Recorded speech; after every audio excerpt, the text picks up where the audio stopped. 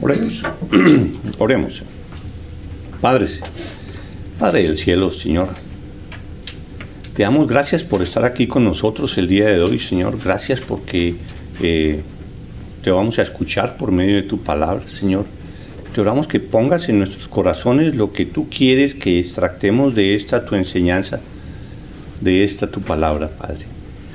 Enséñanos y bendícenos, Padre, te lo pedimos. En nombre de Cristo Jesús. Amén. Amén.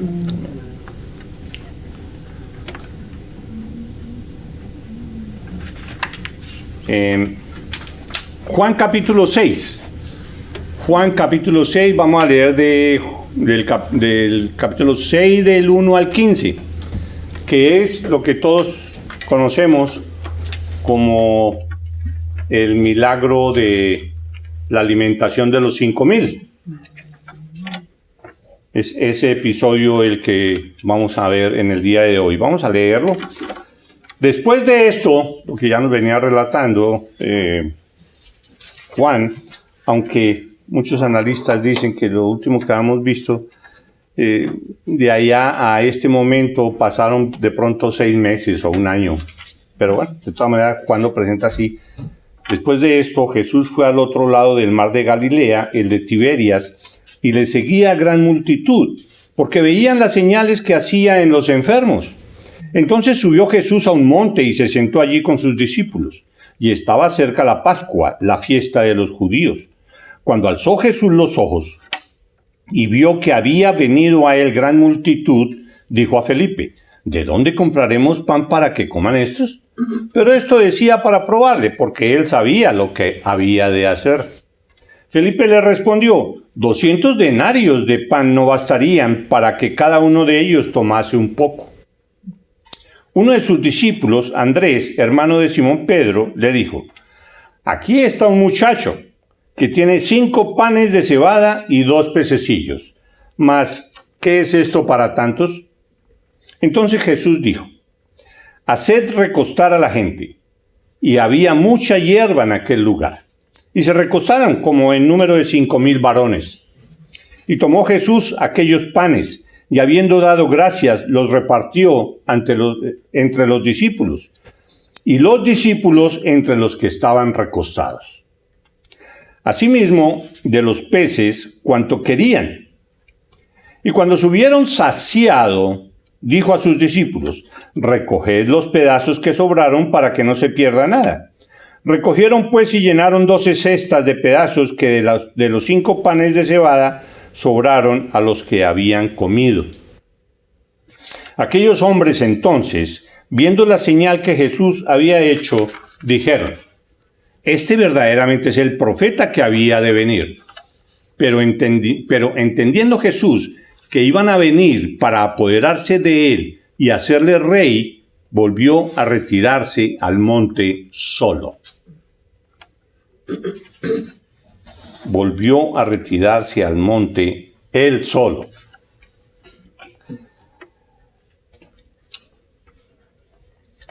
Juan continúa en su empeño, o mejor, Dios continúa a través del Evangelio de Juan a revelarnos a través de este Evangelio que Jesús es el Mesías. Él continúa con su propósito.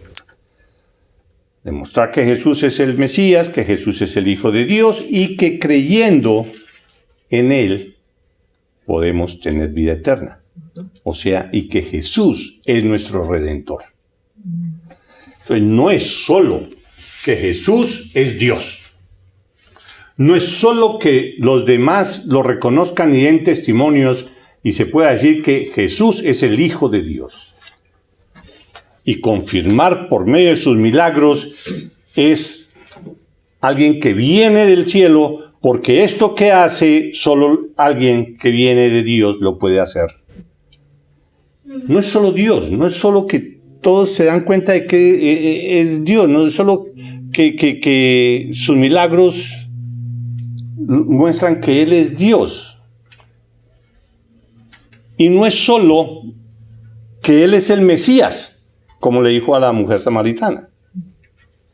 El Mesías. Vamos a ver más adelante eso. Porque, está bien, Jesús es Dios, Jesús es el Hijo de Dios, Jesús es todopoderoso, Jesús es el Mesías que se había prometido. Ok, pero ¿y qué? Ser el Mesías es el que viene a liberarnos de este gobierno romano. Pero todo eso tiene un propósito. Es de que todo eso es para mostrarnos que Jesús es redentor. Que ahí es como nosotros tenemos algo que ver con Jesús. No solo ver todo lo que hace, sino que Él vino para darnos vida. Que Él vino para eso. Entonces esa es toda la forma como Jesús viene, como Juan viene explicando. Él es esto, Él es esto. Pero lo fundamental es eso, para que creyendo tengáis vida eterna. ¿Y cómo se logra eso? Por medio de Jesús, el que hemos estado hablando. Jesús es nuestro Redentor y por medio de Él tenemos vida eterna. En realidad este pasaje de la alimentación de los 5,000 es como una preparación a su discurso sobre el pan de vida, que es donde se confirma lo que yo les estoy diciendo. En los versículos del 22 al 59 del mismo capítulo 6, donde nos aclara y enseña que Jesús es Dios, que Jesús es el Mesías y que Jesús es la salvación.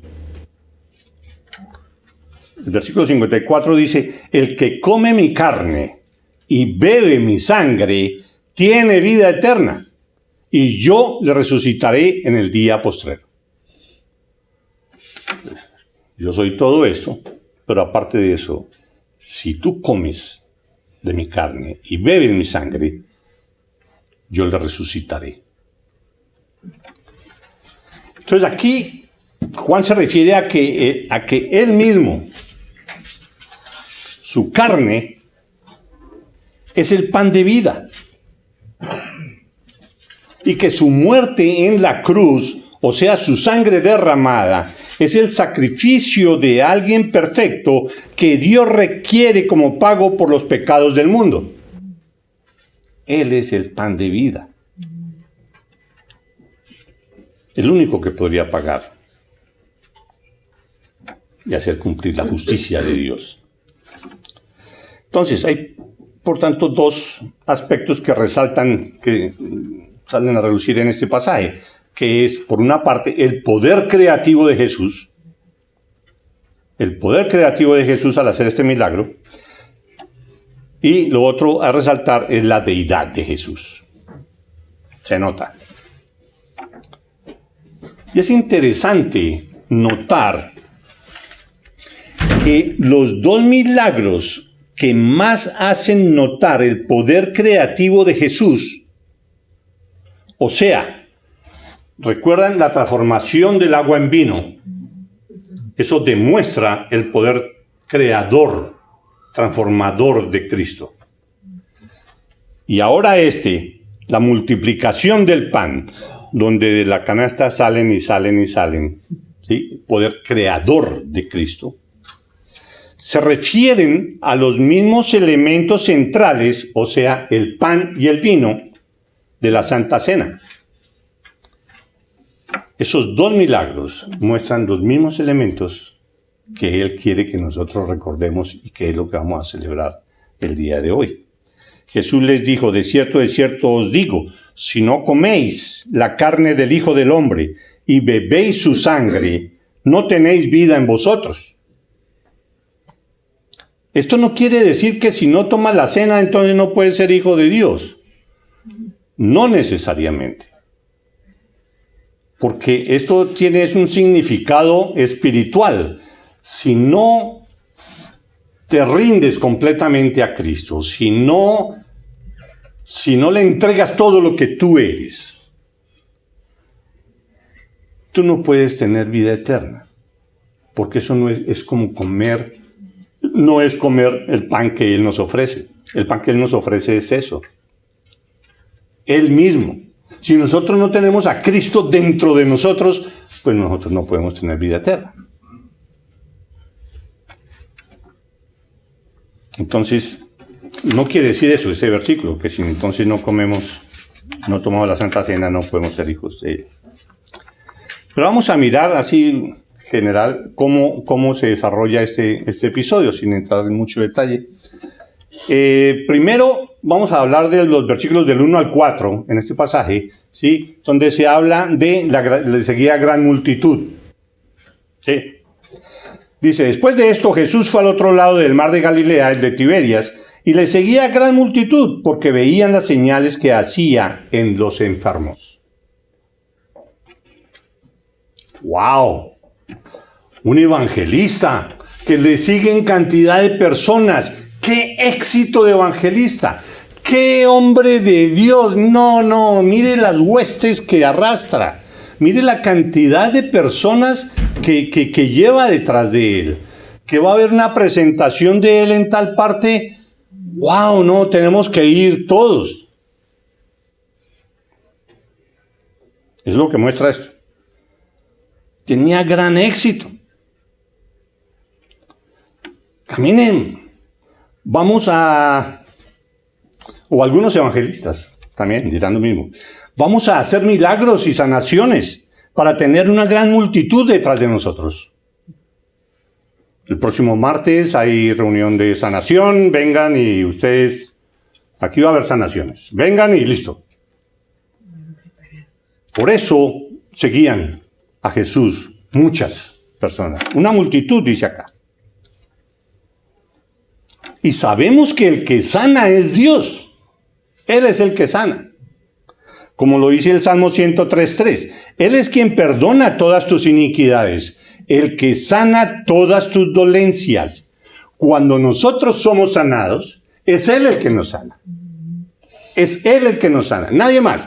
Que Él usa un médico, o a esta otra persona, o a este pastor, o a esta persona que sea, para que por medio de él alguien sea sanado, que le dé algo, o lo usa de alguna manera, eso es otra cosa.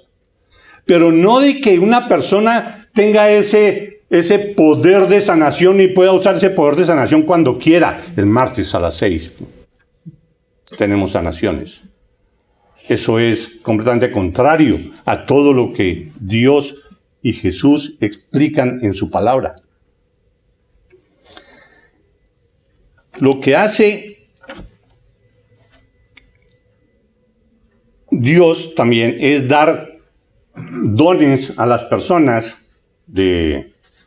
dones a unos de enseñar, a otros de dar, a otros de evangelizar, a otros de enseñanza y a otros de predicación. ¿Para qué? Para que eso sí se lo da a la persona y póngalo a funcionar. Ponga a funcionar ese don continuamente. Porque es para que el resto de personas conozcan el evangelio y venga la expansión de la iglesia. Eso sí lo da Dios y da esos dones. Pero que diga, usted tiene el don de sanación. No. Los que lo seguían buscaban el beneficio de su poder en sus vidas físicas, en sus cosas materiales, no en sus vidas espirituales. ¿Y tú? ¿Por qué buscas a Jesús? ¿Por qué vienes a Jesús? ¿Para ver una señal espectacular en tu salud? ¿Para que Él te solucione tus problemas económicos? ¿Para que solucione el problema que tienes con tu hijo, hija o lo que sea? No. Tú debes venir a Él por cuestiones espirituales, por entender que tú eres un vil pecador, que si no te arrepientes, si vienes a Él en arrepentimiento y fe y te sometes a Él entregando el control de tu vida, no vengas a Él. Él no es para espectáculos de sanación ni nada de eso, así como lo estamos viendo acá. Y vamos a ver qué más, cómo se sigue desarrollando esto. Entonces, versículo 3, entonces subió Jesús a un monte y se sentó allí con sus discípulos, después de que vio que había una gran multitud siguiéndolos. Y estaba cerca la Pascua, la fiesta de los judíos. Como estaba cerca la Pascua, o sea, cuando los judíos recordaban el Éxodo, y todo lo que Dios había hecho por medio de Moisés. Este pasaje completo, que va del versículo 1 hasta el 71, es todo ese capítulo, tiene varias similitudes con lo que los judíos tenían en mente en ese momento que van a celebrar la Pascua. O sea, que tenían en mente todo este episodio de Moisés y de todo lo que significaba Moisés para el judaísmo, para todos los israelitas. Todo lo que hizo Moisés, eso es lo que ellos tenían en mente. Toda la cuestión de lo que habla del monte Sinaí, con lo de Moisés, lo que se habla de la alimentación de todo Israel allá en el desierto, lo del maná. Aquí se habla de la alimentación de 5,000 con estos panes y peces. Y otros aspectos que se dieron en esa época, Jesús los saca a colación aquí, tratando como de pronto de tomar ciertas similitudes con todo eso de lo de Moisés. Versículo 5. Después entramos, ahí es donde vamos a ver la falta de fe por parte de los discípulos. Versículo 5 dice: cuando alzó Jesús los ojos y vio que había venido a él gran multitud. No quiere decir que él estaba caminando y tal con los discípulos y toda cosa y que de pronto volteó a mirar, uy, mire qué cantidad de gente que me están siguiendo. No es que lo haya tomado por sorpresa, porque sí de pronto dice, cuando alzó Jesús los ojos y vio que había venido una gran multitud, alguien puede pensar en eso. Los otros evangelios relatan que en los pasajes paralelos, los otros evangelios hablan de que sanó a los que dentro de ellos estaban enfermos. Jesús los sanó. ¿De cuáles? De toda esa multitud. Entonces no es que lo haya tomado por sorpresa. Él estaba trabajando, él estaba actuando, él estaba ministrando a todos estos de esa multitud.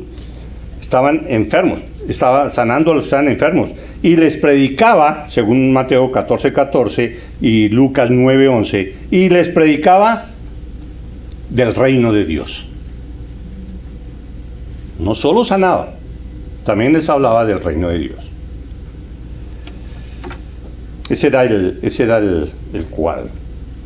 Entonces, con toda esa multitud, dijo a Felipe, ¿de dónde compraremos pan para que coman estos? Pero esto decía para probar a Felipe, porque él sabía lo que había que hacer. Jesús sabía. No es de que, oiga, aconséjeme, ahora qué hacemos,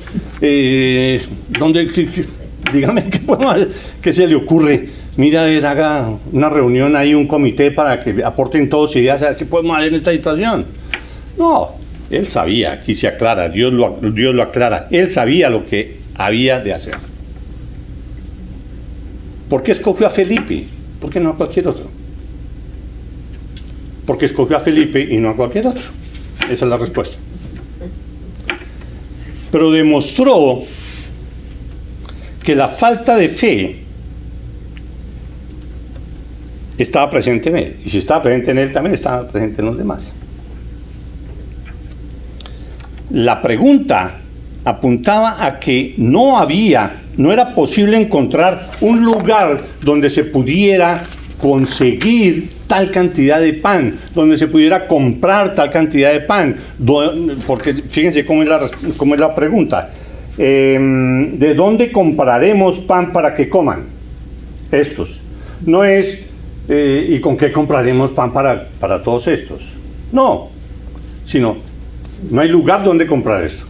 No hay lugar donde comprar. No hay tanto suministro como para alimentar. Así tuviéramos todo el dinero necesario. ¿Sí? Entonces Jesús lo hacía para probarle, dice el versículo. Estaba Felipe y los demás, estaban viendo los milagros de sanación. Han caminado con él mucho tiempo y han visto la cantidad de milagros que Jesús ha hecho. Lo han escuchado hablar del reino de Dios. ¿Saben quién es él? ¿Saben su poder? Acaba de sanar a muchos, al del lago de Bethesda y a cantidad de gente. ¿Sí? Ya habían visto muchos, entre otras cosas, la producción de vino, la conversión del vino en agua. Ya lo sabían. Pero ni aún así, ¿sí? A Felipe se le ocurrió, pues dinos tú qué es lo que vamos a hacer, tú sabrás. Tú eres el Dios, yo no soy, ¿por qué me preguntas? Debería haber contestado Felipe, ¿sí? Pero no. Pero ni aún así Felipe pudo imaginarse que Jesús podía crear la solución. Uno dice, no, si yo hubiera estado ahí, yo si le hubiera dicho que estando uno en medio de todo eso, uno va a actuar de lo mismo o peor que cualquiera de sus discípulos. Felipe le respondió, 200 denarios de pan no bastarían para que cada uno de ellos tomase un poco. Ahora, 200 denarios es buena cantidad de dinero. Claro que si lo hacemos al cambio de hoy en día aquí en Estados Unidos, pues es mucho dinero, son como $20,000. ¿Eh? Y no creo que ellos estuvieran andando allá en el desierto con $20,000 en el bolsillo de los apóstoles. No creo. Pero en todo caso, el sentido es de que ni aún con 200 denarios se podría adquirir al menos una porción para darle a cada uno. Que eso era una cantidad de dinero importante. Era el salario de 8 meses de una persona. Uno de esos discípulos, Andrés, hermano de Simón Pedro, versículo 8, le dijo, aquí está un muchacho que tiene 5 panes de cebada y 2 pececillos, mas ¿qué es esto para tantos? Entonces, no es que Andrés hubiera dicho, vamos a ver qué podemos hacer, a ver, vamos a ver usted qué tiene, esto, bueno, vamos a ver, ¿no? Jesús, solo hay un muchacho solo hay un muchacho con 5 panes y 2 pececillos. No es solo así, que a Andrés se le hubiera ocurrido y tal. No, Marcos 6:8 dice que Jesús ordenó a los discípulos ir a buscar cuánta comida tenía la multitud. Y si entre lo que se reuniera se podía repartir unos con otros. Era un razonamiento lógico. Hombre, esta gente cuando sale lleva algo ahí para sus snacks o lo que sea, de pronto se puede repartir. Jesús les ordenó. ¿Sí? Entonces, pareciera que Andrés le estaba presentando el reporte de lo que él había encontrado. No encontramos nada más. Nadie tiene aquí nada. Solo este muchacho con su lunch, con su almuerzo ahí, 5 panes y 2 pececillos, 2 pececillos, dos sardinitas ahí. ¿Sí? Que era lo que voy a comer un muchacho. Él no estaba cargando aquí un pescado grande. No. 2 sardinas. ¿Mas qué es esto para tantos? Andrés tampoco cayó en cuenta que Dios, o sea Jesús, podía multiplicar eso, podía hacer lo mismo que con el vino, convertir el agua en vino. Aquí podía convertir eso en un mar lleno de pescados y de pan. Es lo que nos dice estos versículos. La falta de fe, la falta de entender a Jesús. Después viene cómo Jesús hace la provisión, ¿sí? En el versículo del 10 al 13 dice, entonces Jesús dijo, bueno, no hay nada aquí, no hay comida que recoger entre todos para repartirlo entre todos, no lo hay, solo 5 panes. Entonces les dijo, haced recostar a la gente, que se recuesten. Y uno dice, no, en medio de todo ese desierto, ahí sobre las piedras y toda la cosa. No, había mucha hierba en aquel lugar. El sitio cómodo, mucha hierba, ok, recuéstense. Como lo dice el Salmo 23, ¿recuerdan? Jehová es mi pastor, nada me faltará.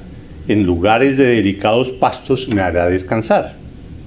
Junto a aguas de reposo me pastoreará. Ahí estaba el pasto. Y ahí los hizo sentar. O la hierba, más bien. Y se recostaron. Como un número de 5,000 varones. Sin contar mujeres y niños, tal como dicen los otros evangelios. ¿Sí? Mateo 14:21. O sea que contando mujeres y niños, de pronto había 10,000, o 15,000, o 20,000, o los que fueran, o de pronto no eran 5,000, eran 4,000, o 5,800, lo que sea. La cantidad no es lo básico, es que era una gran cantidad de personas ahí que lo habían seguido a él y ya estaba entrando la noche, entonces ya tocaba despacharlos a su casa y cómo se iban a ir con hambre. Y se recostaron como el número de 5,000 varones. Y tomó Jesús aquellos panes y habiendo dado gracias, los repartió entre los discípulos. Y los discípulos entre los que estaban recostados. Asimismo de los peces cuanto querían. Y listo.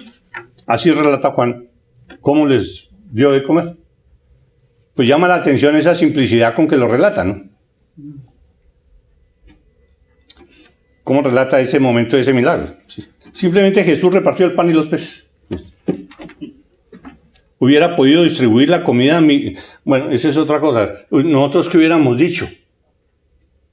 No, imagínense, y él metía las manos y sacaba panes y sacaba pescados y le repartía a uno y le repartía al otro y los discípulos le ayudaban, o cosa algo así más espectacular. No, lo dice de una manera supremamente sencilla. Y tomó Jesús aquellos panes y habiendo dado gracias los repartió entre los discípulos entre la gente. Sencilla, fácil. Tal vez no seríamos lo mismo, bueno. Ahora, él lo estaba multiplicando. Hubiera podido también milagrosamente haber diseñado algo, haber utilizado algo para repartirlos. ¿Sí? Todos siéntense, cierren sus ojos, abran sus ojos. Uy, apareció. Pudo haber sido. ¿Por qué no? Él es Dios. Pero Dios usa a las personas, por lo general, usa a los débiles y a los incrédulos para adelantar su obra. En este caso usó a sus discípulos. ¿Sí? En otros momentos va a utilizar a un doctor para que sane. En un momento dado usa a una persona para que le testifique a otro y le presente el evangelio. Dios usa a las personas. Así Jesús usó a los discípulos. ¿Sí? Porque lo ha podido hacer así como estoy diciendo, fácilmente. Cierren los ojos, abran los ojos, listo, ahí está, ya repartido. Les evité su afán, su trabajo a los discípulos, a los discípulos. Y cuando, el versículo 12, y cuando se hubieron saciado, interesante esa palabra, y cuando la gente se había saciado, esa palabra quiere decir cuando ya no aguantaban comer más, cuando ya estaban full, cuando ya no les cabía un pedazo más de pan. Dijo a sus discípulos, recoged los pedazos que sobraron para que no se pierda nada. Primero, todo esto muestra que Dios es un Dios de abundancia. Él no da con escasez. Él cuando da suficiente, da lo necesario y más, y muchas veces más. ¿Quién de nosotros puede decir, quién de nosotros no puede decir o no debe decir, Dios me ha dado mucho más de lo que he necesitado? ¿Quién de nosotros? Yo no necesito tanto, pero Él me lo da. Pues si me lo da, pues lo tengo que administrar. Pero a todos nos da mucho más abundantemente de lo que nosotros necesitamos. Él lo hace completo, ya le hace sus milagros han sido completos, no por partes. Bueno, les voy a dar por ahora este pedacito de pan, dentro de media hora vengan y pasen por un pedacito de pescado. O mañana les doy el resto. No, Él lo hace, todos los milagros son así, están en el momento. Estando persuadido, como dice Filipenses 1:6, Él siempre lo que comienza, lo termina, y lo termina completamente. Como dice Filipenses 1:6, estando persuadido de esto, que el que comenzó en vosotros la buena obra, Él la terminará hasta el día de Jesucristo. Podemos estar confiados de que Él empezó su obra en mí. Sí, yo ahora yo veo las cosas diferentes, Él me ha estado cambiando, yo he sido transformado, pero yo tengo dudas, ¿será que sí, Él me seguirá actuando en mí o no? ¿Será que yo sí soy salvo? No, Él empezó la obra en ti, debes estar tranquilo, confiado en Él, en que Él va a terminar la obra. Él no lo hace por partes. El versículo 13. Recogieron pues, los discípulos, recogieron pues y llenaron 12 cestas de pedazos, que de los 5 panes de cebada sobraron a los que habían comido. 12 cestas, porque cada uno de los discípulos obedeció la orden de ir a recoger.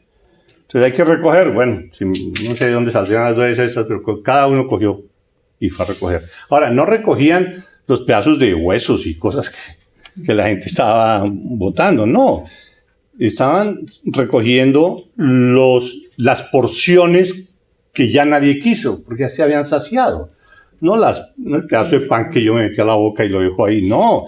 El pan que él había producido y que ya nadie quería, y estaban saciados, y era eso. Entonces, ¿por qué 12 cestas? Para que cada uno de los discípulos tuviera su porción también. Así fue ese milagro. Así fue ese milagro. La alimentación de los 5,000. Milagro que todo el mundo conoce. Todo el mundo conoce. Pero viene lo más interesante. Versículos 14 y 15. Bueno, lo más interesante, porque el milagro es muy interesante. Es muy... ¡Wow! Versículos 14 y 15, dice así: aquellos hombres entonces, viendo la señal que Jesús había hecho, dijeron: este verdaderamente es el profeta que había de venir al mundo. Este es el profeta del que nos dijo Moisés en Deuteronomio 18:15. Seguramente ellos se acordaron de eso, que dice: profeta de en medio de ti, de tus hermanos, como yo, te levantará Jehová, tu Dios. A él oiréis, dijo Moisés. Y después Jehová contestó. Y Jehová dijo: han hablado bien lo que han dicho. Profeta les levantaré de en medio de sus hermanos, como tú, como Moisés. Y pondré mis palabras en su boca, y les hablará todo lo que yo le mandare.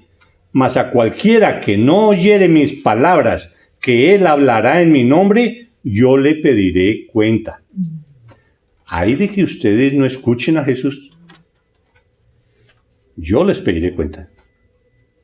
Es lo que Dios le está diciendo al mundo. O sea que reconocieron en Jesús al Mesías prometido. ¿Sí? Esa fue la reacción de los... Reconocieron a Jesús, al Mesías prometido. Pero a un Mesías material, a un Mesías que les solucionaría sus problemas materiales y físicos. Nunca pensaron en la vida eterna ni en su salud espiritual. Nunca veían esa relación de que Él podía ser el Redentor, el que les da la vida eterna.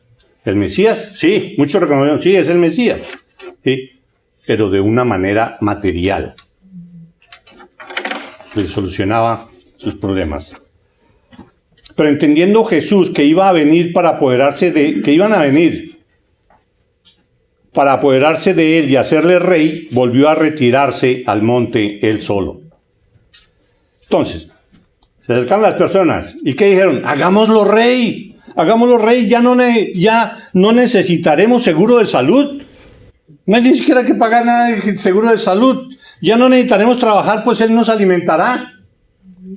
Ya no necesitaremos espectáculos de entretención, pues Él nos distraerá con sus milagros. Hagámoslo rey.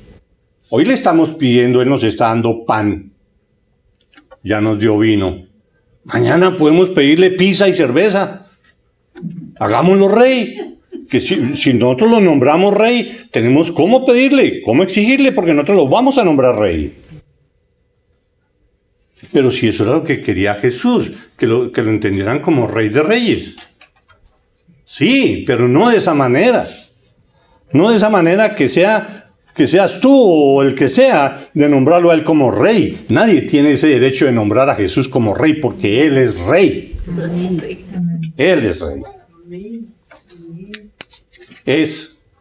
Fue, es y será el rey de todo.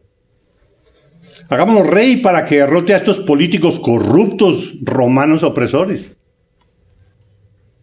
Entonces Jesús rechazó completamente a que lo hicieran rey, pues él ya era. Las personas no pueden manipularlo para sus fines egoístas. Hay que rechazar a algunos que se dicen evangelistas, que presentan a Jesús como una solución rápida de sus necesidades básicas de salud, de riqueza o de problemas de autoestima. Es que lo que pasa es que tú no te quieres a ti mismo, tú no te amas a ti mismo. Nada de eso, no. Y Jesús te va a solucionar eso. No, no es eso. Y muchos presentándolo como una especie de genio de la lámpara maravillosa que les va a solucionar todos tus deseos. Él no es eso. Lejos de eso. Las personas deben ir a Jesús en respuesta a su llamado de arrepentimiento por su pecado y reconociéndolo como su Señor soberano, a quien le deben completa obediencia. En ese sentido es que debemos acercarnos a Cristo. Y si no lo hago, ¿qué? Pues va a suceder lo que dice el versículo, que dice, se acercaron para hacerle rey, y él que hizo, volvió a retirarse al monte él solo. Jesús continuará alejándose de quien se acerque a Jesús, de quien se acerque a él, solo en esos términos de buscar satisfacción personal. Y él se retirará al monte. Solo, no te va a llevar. Ven a Jesús, pero por la razón correcta, entendiendo que él es redentor, que él es Dios y que solo hay un camino para llegar a Dios. Yo soy el camino, la verdad y la vida. Y si tú quieres tomar ese camino, debes venir en arrepentimiento y fe a los pies de Cristo. Vamos a orar. Padre, te damos gracias, Señor, por tu palabra, Señor. Te damos gracias por tu enseñanza. Limpia nuestro corazón, Señor. Limpia nuestro entendimiento. Limpia nuestra mente, Señor, de estar mirando solo las cosas materiales en nuestro aspecto espiritual, Señor. Que entendamos que lo más importante es nuestro espíritu y lo más importante es nuestra relación espiritual contigo, nuestro sometimiento a ti. Ponemos en tus manos nuestras vidas, Señor, y te pedimos que nos bendigas en esta semana que comienza. Y te pedimos, Señor, que bendigas la Santa Cena que vamos a celebrar en este momento. Te damos gracias en Cristo Jesús. Amén. Amén. Vamos a ponernos de pie y vamos a